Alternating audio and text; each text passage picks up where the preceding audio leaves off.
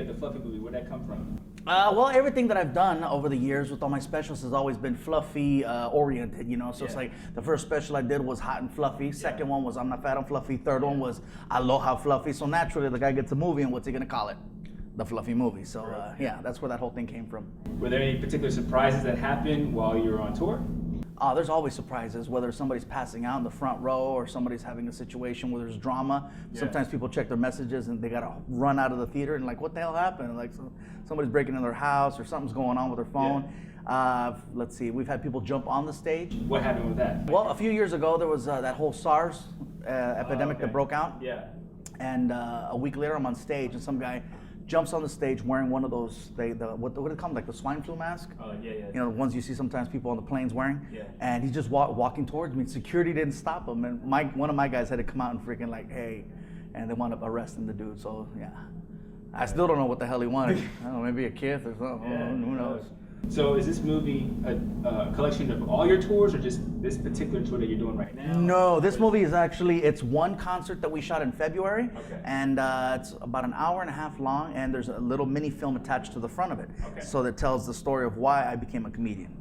You know, which is pretty cool. And I want to let everybody know this movie is PG-13. It's the first ever non-R-rated comedy movie. So is there a particular reason Stand-up comedy, because there's been a bajillion comedies, but. So was there like any pressure for you to do R or any particular rating that they wanted, or did you want to? No, my thing is that at my live shows, I always get parents that tell me my kids really wanted to be here, but they couldn't because the venue has their rules. Either it's a comedy club and it's 21 and over because of alcohol, or 18 and over in certain venues, and it's rare where they allow kids to come. And so by doing it this way, all I had to leave out was the F word. So now I tell people the only F word is fluffy, which means it's a good time. And now they can bring the kids to the show. Any crazy complications that happened during your current tours that just kind of like either stopped the show or? No, not at all. I mean, the show is very turnkey. I mean, every night we got a production, we've got, rehearsal as far as sound check and lighting and stuff like that. So it, for the most part, we run a pretty good show. Cool. Every now and then we have a little issue with, just a little technical, because we have this backdrop that falls from the ceiling and then gets pulled out of the way, and then I walk out and then a brand new one falls, in its place. Every now and then it gets tangled up and it's just hanging and it looks kind of ghetto and crappy. But aside from that, back in the day we used to have this giant shield that would fly up in the air, and then I'd walk out and then it'd come right back down. Well, the last time we were here at the Toyota Center, we had that shield, and then I was supposed to walk down a flight of stairs to get to the stage, and the shield wouldn't come up. And so I had to literally like crawl around the shield and get to the front, but there was no railing and the stairs were very narrow, and the shield was the exact size of the steps. So I had to push the shield out and then kind of creep around. Like I could have fell down. So there's stuff like that, but nothing really major. When it comes to your creative process, like making an act, what's been like your biggest challenge now, and how do you overcome it? The creative process, that's a good question. I haven't really felt that there was too much of a challenge where, oh man, I can't come up with something. This movie actually happened really, really quick, considering the fact that my last special was shot in December of 2012. So December 2012, and then to produce a brand new hour and a half, February of this year, it happened pretty quick. I had about 15 minutes stored up from the last one, and then I just started building off of that. And it was just every night going up on stage, and I just throw random stuff at the wall, and whatever sticks I use it, and whatever doesn't I by the wayside, and then let's go on tomorrow and try the next thing, try the next thing, try the next thing. So there's a lot of trial and error. So there's a lot of improv involved, or is this? It's strictly improv. I don't write anything down. Everything just comes from the top of my head, and I throw it out there. And if I get a laugh on it, everything's like that. Anytime somebody hears one of my jokes, it originally happened on stage on the fly.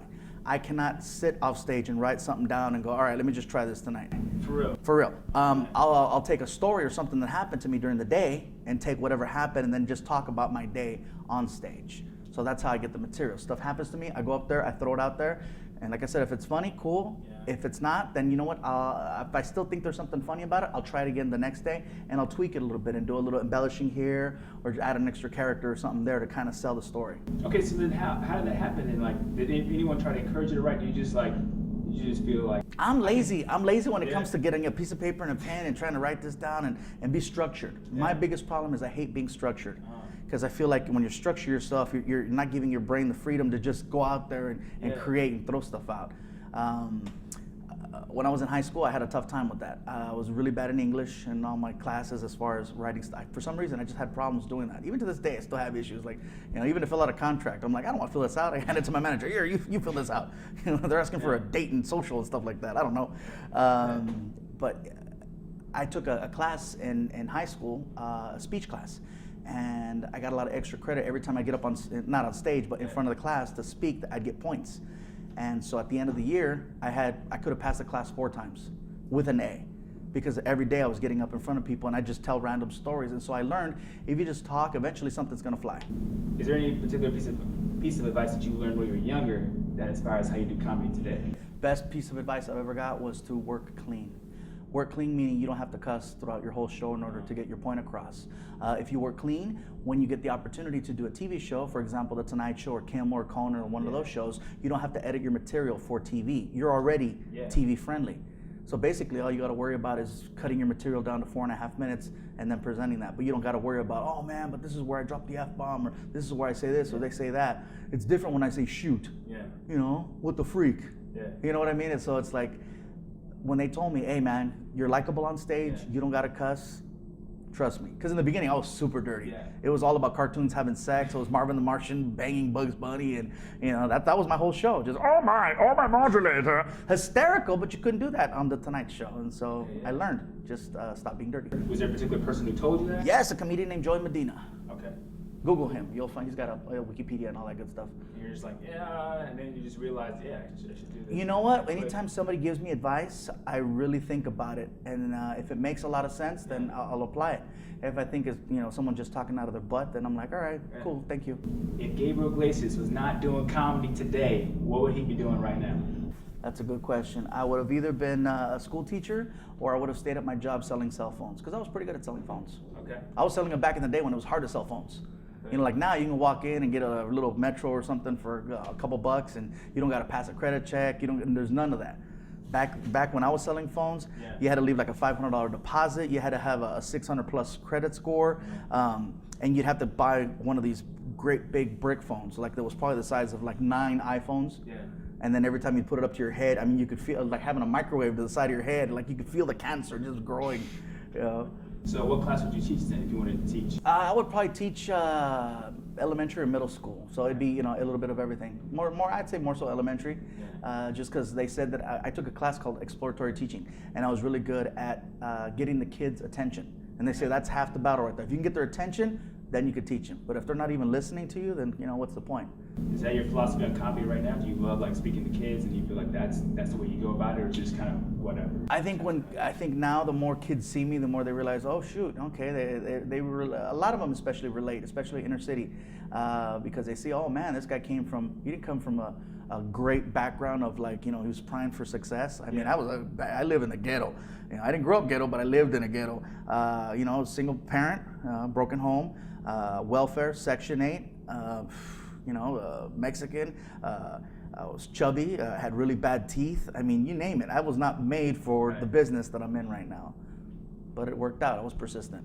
So, like, what's the craziest thing that's happened to you since 2014 started?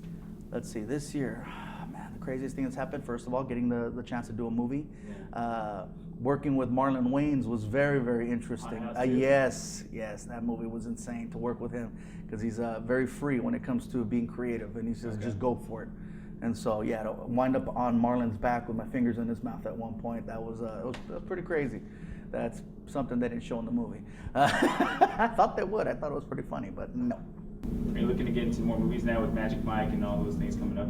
I'm hoping that this does very, very well, and I can just continue to do more comedy shows. Comedy's my #1 love. Movies are nice. It's always nice to say, hey, I'm in a movie.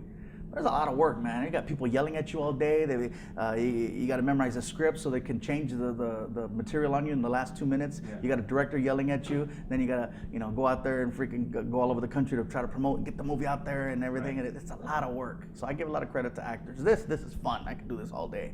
And my last question for you is, what's your hidden talent that no one knows about that you have? Hidden talent. Ooh. Let me see, what am I really, I'm pretty good at bowling. I'm decent at playing pool.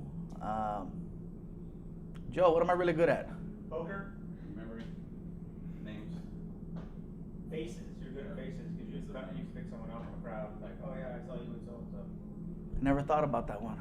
Yeah, I remember fans. It's crazy. Okay. Like crazy, but like for Twitter, you're like, oh yeah, I saw you on Twitter. Yeah, I memorize Twitter faces. So when I see people, I'm like, hey, and they're like, whoa. I'm like, yeah, you tweet me, don't you? Oh my God, you know that? And I go, yeah, because I see your face when you tweet me, and I remembered. It's kind of not really a talent, is it? It's just a decent memory button. And just real quick, let people know when the Fluffy movie's coming out. Why should we see it? Fluffy movie comes out in theaters July 25th. That's July 25th, 7/25. The reason you should go see it is because if you want to actually laugh and have a good time, this is a good movie right here. I went to go see a couple of other comedies earlier this year, and it's labeled as comedy, but how often do you really laugh out loud in a movie? Think about it. For me, about maybe 2 times. And one of them's like, ah, ah. But this, are like, ah! Whole time, 2 hours, you're like that. People walk out, oh my God, I'm so sorry. This movie just totally, oh.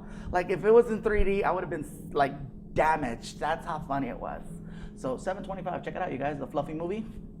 It's not rated R, bring the kids. It's not Frozen either. I don't want you guys to think it's a weak movie. You know, it's not like all soft, you know. Did you see Frozen? Yeah, Frozen was crazy. That movie's like crack. Mm-hmm. Yeah, I'm walking out of there next to some gang member, and he's like, hey, you want to build a snowman? I go, wow, that movie got everybody. But this Fluffy movie's for most. Enjoy.